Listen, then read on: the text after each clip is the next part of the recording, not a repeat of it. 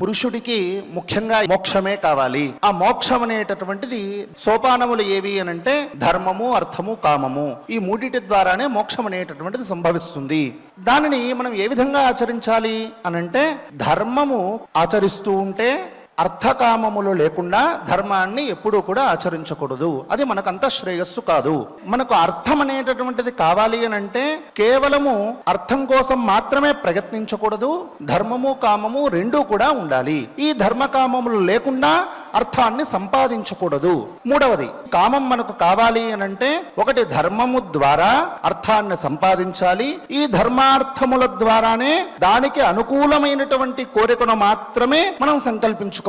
తద్ వ్యతిరిక్తమైనటువంటి కోరికలు మన మనస్సుకు ఎన్ని ఆపాదించినప్పటికీ కూడా ఎప్పుడూ దానికి మనం ఆస్కారం అనేటటువంటిది ఇవ్వకూడదు. ఖచ్చితంగా ఈ విధంగానే మనం జీవించాలి అనేటటువంటిదే దీని యొక్క ముఖ్య ఉద్దేశ్యము.